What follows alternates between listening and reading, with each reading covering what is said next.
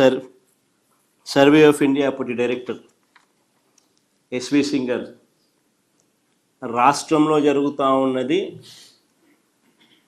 ఆయన కూడా ఏ రకంగా పొగిడాడు అని పూర్తిగా ఆయన కూడా ఇన్వాల్వ్ అయ్యి స్టేట్ గవర్నమెంట్తో కలిసి పనిచేస్తూ రిజల్ట్స్ అన్నీ చూసిన పిమ్మట ఆయన మాట్లాడుతూ ఉన్న మాటలు.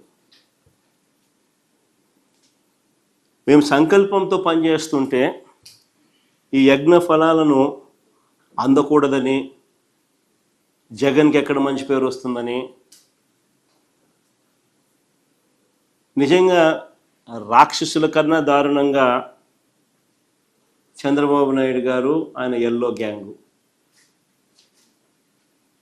ఈ యజ్ఞాన్ని భగ్నం చేయడం కోసం విశ్వ ప్రయత్నాలు చేశారు, కుట్రలు ఎన్నో చేశారు. ఎన్నికల దగ్గరకు వచ్చేసరికి చంద్రబాబు నాయుడు గారు ఒక ప్రధాన రాక్షసుడు పాత్ర చంద్రబాబు నాయుడు పోషిస్తే ఆయన లెఫ్ట్ రైటు ఉన్న ఈనాడు, ఆంధ్రజ్యోతి, TV5 వీళ్ళంతా కూడా అసిస్టెంట్ రాక్షసుల పాత్ర పోషించినారు.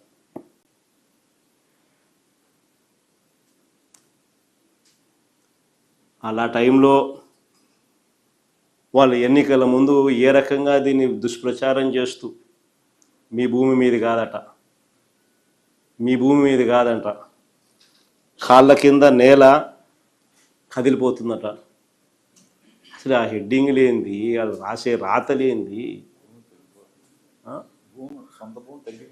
సొంత భూమి తగ్గిపోతుందంట. ఎన్ని అబద్ధాలు, ఎన్ని వక్రీకరణలు, వీళ్ళ దుర్మార్గం. నిజంగా ఎన్నికలు వచ్చేసరికి చూడండి, నెట్రాషన్ రైతు గుండెల్లో పలుగు రాళ్ళంట, రాళ్ళు పెట్టి రాళ్ళు పెట్టి ప్రత్యేకమైన డిస్టింక్ట్ రాళ్ళు తీసుకొని వచ్చి రైతుకు ఉచితంగా ఖర్చు లేకపోకుండా మనమే పెట్టి ఆ రైతు దాని మీద భూసురక్ష అని పేరు పెట్టి ఆ యూనిక్ రాళ్ళు వాళ్ళ దాంట్లో పాతి వాళ్ళకు మంచి చేస్తే రైతు గుండెల్లో పలుగు రాళ్ళంట. ఎంత వక్రీకరణలు అంటే వీళ్ళ దుర్మార్గం నిజంగా ఏ స్థాయికి పోయిందనంటే పోలింగ్ రోజు మే 13, మీకు గుర్తుండే ఉంటుంది. మే 13వ తారీఖున పోలింగ్ అయితే 2024 పోలింగ్ అయితే పోలింగ్ జరిగితే మే 10వ తారీఖున ఈనాడులో ఏకంగా ఒక ప్రకటన ఇచ్చారు, మీ భూమి మీది కాకుండా పోతుంది. ప్రకటన ఎన్నికలకు 3 రోజుల ముందు, మీ భూమి మీది కాకుండా పోతుంది. అక్కడితో ఆగిపోకుండా అంతటితో ఆగిపోలా, గుర్గావ్లో కొన్ని కోట్ల రూపాయలు ఖర్చు చేసి, ఢిల్లీలోని గుర్గావ్లో కొన్ని కోట్ల రూపాయలు ఖర్చు చేసి అక్కడి నుంచి IVRS కాల్స్ మన వాళ్ళకు, మన సెల్ ఫోన్లకు, వైఎస్ఆర్సీపీకి ఓటేస్తే మీ భూమి మీది కాకుండా పోతుంది, వైఎస్ఆర్సీపీకి ఓటేస్తే మీ భూమి మీద కాకుండా పోతుందంట. లక్షల కొద్ది కాల్స్ గుర్గావ్లో నుంచి కోట్ల రూపాయలు ఖర్చు పెట్టి IVRS కాల్స్, తప్పుడు ప్రచారాలు, విషపూరిత ప్రచారాలు, వక్రీకరణలు, ప్రజలను భయభ్రాంతులను గురి చేస్తూ ఎన్నికలకు 3 రోజుల ముందు.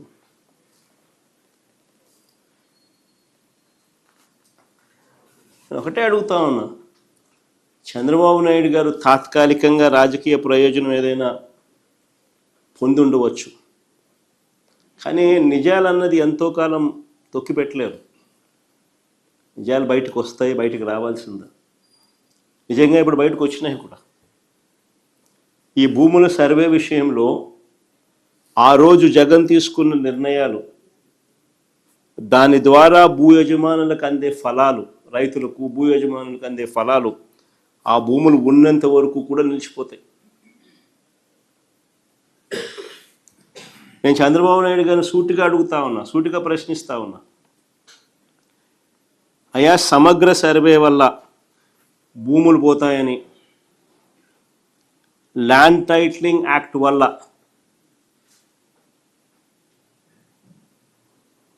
ప్రజల ఆస్తులు కబ్జాకు గురవుతాయని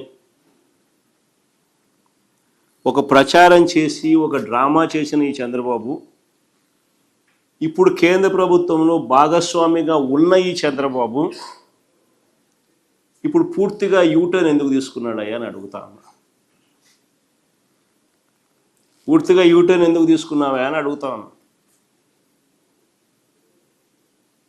మా ప్రభుత్వ హయాంలో మేము చక్కగా సర్వే చేసినందుకు దేశంలో అన్ని రాష్ట్రాల కన్నా మెరుగ్గా మేము చేశాము అని